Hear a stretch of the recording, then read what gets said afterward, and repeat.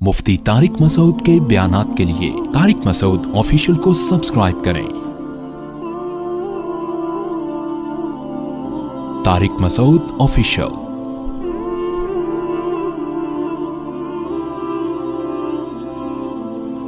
अल्लाह हमारे पैगंबर को तसल्ली दे रहा है, तिलका मिन अंबाइल गैब नूहीहा इलैक, ए नबी ये गैब की खबरें हैं जो हम आपको बता रहे हैं। मा कुंत तालमुहा अंता वला कौमुका मिन क़ब्लि हाज़ा, ना इन बातों को आप पहले जानते थे और ना आपकी कौम।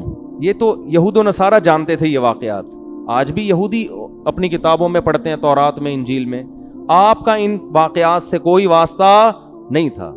यहूद तो रहते थे ना उधर मदीना में थे ना यहूदी और ईसाई, मक्का में तो सिर्फ मुशरिकीन थे। तो ये वाक़यात यहूदी हैरान होते थे, ये तो हमारे ही वाक़यात हैं, हमारे पैगंबरों में, ये इनको कहाँ से पता चल गए।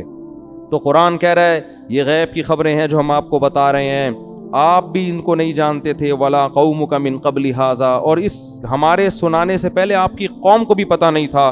फस्बिर, लिहाजा आप सब्र करें अपनी दावत पर। इन्नल आक़िबता लिल मुत्तक़ीन, अच्छा अंजाम परहेजगार लोगों का ही होता है। एंड देखो परहेजगार लोगों का, उनकी मौजूदा हालत मत देखो। फिर अल्लाह ने इसके बाद नूह अलैहिस्सलाम की कौम में ना कौम आद को पैदा किया। वही चलते चलते आगे वो बिगड़ गए, उन्होंने वही बुतों की इबादत शुरू कर दी, बुजुर्गों की को मूर्तियां बना के। शिर्क जिस कौम में भी आया है ना, आया बुजुर्गों के रास्ते से ही है। अकीदत में गुलू, समझ रहे हैं ना, किसी बुजुर्ग के हाथ पांव चूमते चूमते उसको अपना पहले बाप बना लो, उसके बाद उसको माबूद बना लो। ओ भाई, बुजुर्ग इंसान होता है। मैं मानता हूं बुजुर्ग लेस होना ये इज्जतदार लोगों का काम नहीं होता। बास फिरके ऐसे उनमें कोई बुजुर्ग बचा ही नहीं है ना ठीक है ना, सारे बुजुर्गों में कीड़े निकाल निकाल के बुजुर्ग लेस कर दिया उन्होंने, वो भी गलत हैं। लेकिन बुजुर्गों की अकीदत में इतना अंधा हो जाना कि उनकी हर बात को पत्थर की लकीर समझना, ये समझना कि इनको हमारे हालात का इल्म है, वो फूंके लगा लगा के तुम्हें उल्लू बना रहे हैं और तुम समझते हो कि जनाब ये पता नहीं कितने पहुंचे हुए हैं, ना नमाज है, ना दाढ़ी है, ना और कुछ है।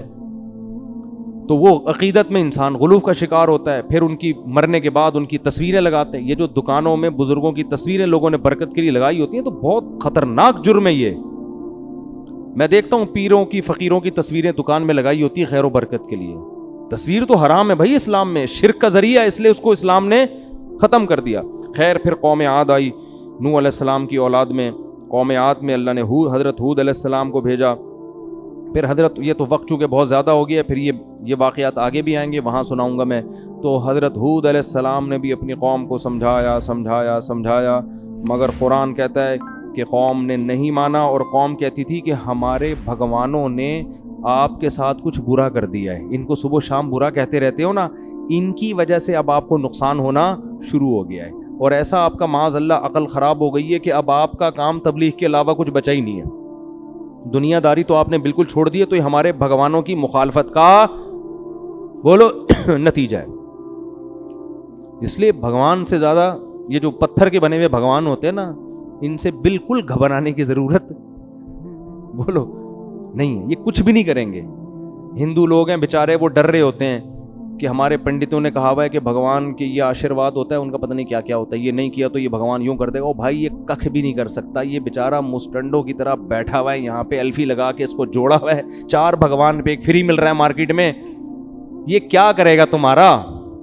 बिल्कुल मत डरो, कॉन्फिडेंस पैदा करो अपने अंदर, समझ रहे हो, कख भी नहीं होने वाला। अगर कुछ हो रहा है तो ये भगवान नहीं कर रही है, वैसे ही अल्लाह की तरफ से भी कुछ भी हो सकता है किसी भी टाइम पे। किसी की जब दूसरी शादी किसी भी टाइम पे हो सकती है, इतना बड़ा हादसा हो सकता है, तो और भी तो सब कुछ हो सकता है कि नहीं हो सकता।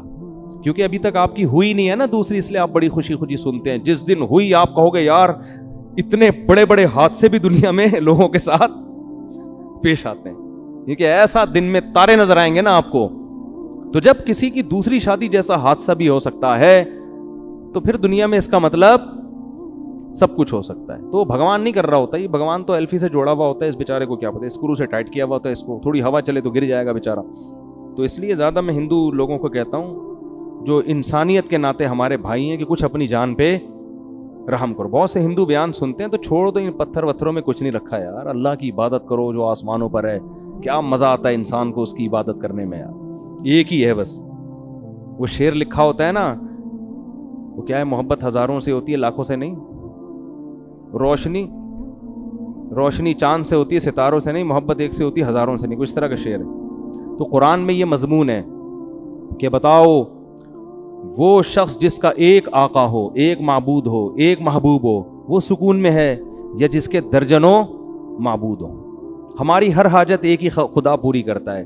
آپ کے ہاں امتحان میں پاس ہونے کا بھگوان الگ ہے, شادی کا بھگوان الگ ہے, اور اللہ بھلا کرے دوسری شادی کا تو ہندوؤں میں ہوتی نہیں ہے, تو بہرحال اگر ہوتی تو اس کا بھگوان الگ ہوتا, اور اللہ بھلا کرے رزق میں کشادگی کا بھگوان الگ ہے. بچے پیدا کرنے کے لیے یعنی اولاد نہیں ہو رہی تو اولاد دینے والا بھگوان الگ ہے, اور ہر کے ریٹ الگ ہے. اتنی مہنگائی کے دور میں بھگوان کو اتنا خیال نہیں ہے کہ ایک آدمی کو اولاد کی ضرورت ہے, یار کوئی سستے میں کام کر لو. ریٹ پورے برابر رکھے ہوئے بھگوان نے اپنے. ہمارا خدا بغیر کسی معاوضے کے جب چاہیں جہاں چاہیں, اللہ کہتے ہیں غار کی ٹوہ میں بیٹھ کے بھی اس کو پکارو گے وہ تمہاری پکار سنے گا.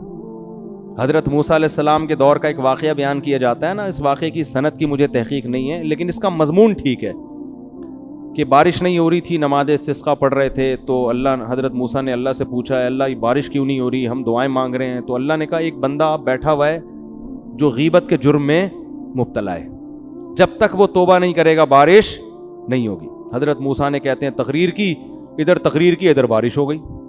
اب حیران ہوئے کہ وہ بندہ تو اٹھ کے گیا نہیں ہے اور بارش ہو گئی ہے. تو پتہ یہ چلا کہ اللہ نے بتایا کہ اس نے وہیں بیٹھے بیٹھے توبہ کر لی, وہیں بیٹھے بیٹھے اللہ سے. تو کتنے آرام سے یار, وہیں بیٹھے بیٹھے توبہ کر لو. تو ہمارا رب ہر وقت ہر جگہ سے ہماری بات سنتا ہے. اس کے لیے ہمیں نہ کسی مولانا کو درمیان میں لانے کی ضرورت, نہ کسی بزرگ کو درمیان میں لانے کی ضرورت, کسی کو بھی نہیں. ڈائریکٹ اللہ ہماری پکار سنتا ہے. عیسائیوں نے پادریوں کو درمیان میں ڈالا ہوا ہے کہ آپ سے گناہ ہوا, پادری کو جا کے اطلاع دو آپ, پھر پادری ریٹ بتائے گا آپ کے, وہ بتائے گا.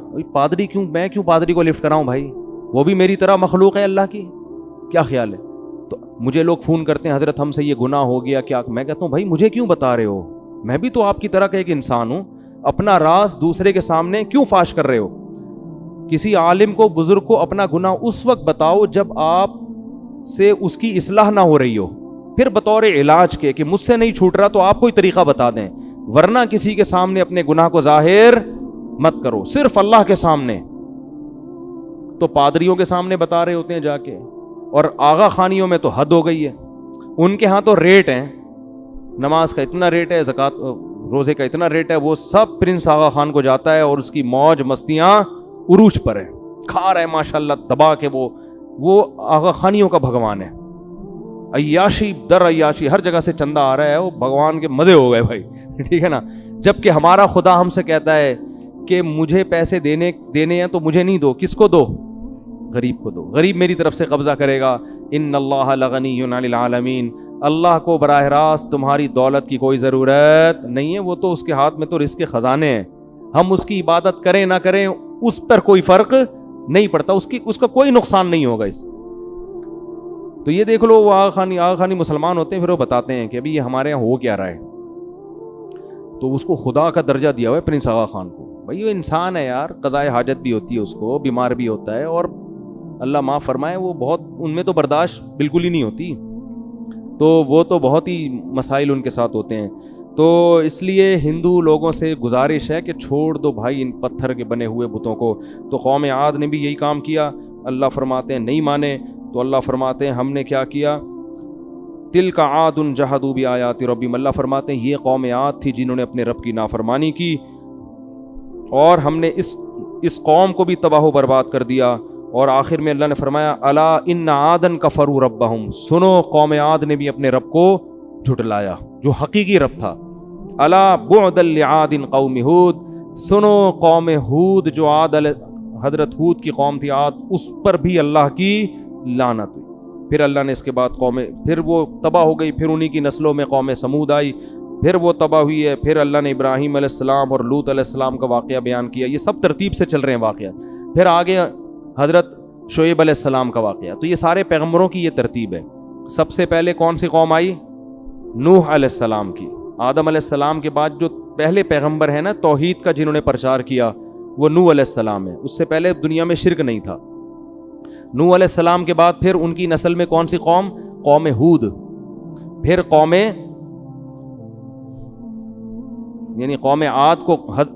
ہود کو عاد کہتے ہیں اور ہود علیہ السلام پیغمبر کا نام تھا. پھر آگے ان کی نسل میں قوم صالح علیہ السلام کی قوم جن کا نام تھا سمود. قوم کا نام سمود، پیغمبر کا نام صالح. پھر آگے صالح علیہ السلام کے بعد پھر ابراہیم علیہ السلام کا دور آتا ہے. سمجھتے ہو؟ اور ابراہیم علیہ السلام کے دور میں ہی لوط علیہ السلام بھی تھے جو ابراہیم علیہ السلام کے بھانجے تھے.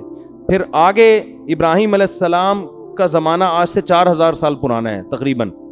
تو پھر آگے ابراہیم علیہ السلام کے بعد قوم مدین یعنی شعیب علیہ السلام کی قوم. پھر شعیب علیہ السلام کے بعد موسیٰ علیہ السلام. سمجھتا نہیں ہے بات کو؟ میرا خیال ہے پڑھتا نہیں ہے نا رات کو، پڑھتا نہیں ہے رات کو، سمجھتا نہیں ہے بات کو. ہم جب اسکول میں پڑھتے تھے نا تو ٹیچر پھر یہ بولتے تھے کہ پڑھتا نہیں ہے رات کو، سمجھتا نہیں ہے بات کو. جب رات کو اسٹڈی نہیں کرو گے تو صبح ٹیچر کی باتیں سمجھ میں کیسے نہیں ہے؟ پھر ہم جواب میں کہتے تھے بچہ سمجھدار ہے اس لیے گھر سے باہر ہے. گھر میں تو ٹینشن ہے نا، ابا کی ٹینشن، اماں ہر وقت ڈانٹتی رہتی ہیں، بھائی ڈانٹتا رہتا ہے، تو لونڈے لپاڑے جو ہوتے ہیں نا وہ اکثر گھر سے باہر. تو انہوں نے اس پہ لیبل لگایا ہوا ہے، حالانکہ یہ غلط حرکت ہے، لیکن وہ کہتے ہیں بچہ سمجھدار ہے اس لیے گھر سے باہر ہے. تو خیر، تو ابراہیم علیہ السلام کی آگے پھر وہ موسیٰ علیہ السلام، پھر موسیٰ علیہ السلام کے بعد پھر زکریا علیہ السلام، یحییٰ علیہ السلام، عیسیٰ علیہ السلام. اچھا، موسیٰ علیہ السلام کے بعد پھر داؤد اور سلیمان علیہ السلام. پھر آگے ان کی نسل میں زکریا علیہ السلام، یحییٰ اور عیسیٰ علیہ السلام، یہ تینوں کا ایک زمانہ. پھر محمد صلی اللہ علیہ وسلم. تو یہ ترتیب یاد کر لیں، بہت فائدہ ہوگا، اس سے قرآن سمجھنے میں آسانی ہوگی. اللہ تعالیٰ سمجھنے کی، عمل کی توفیق عطا فرمائے.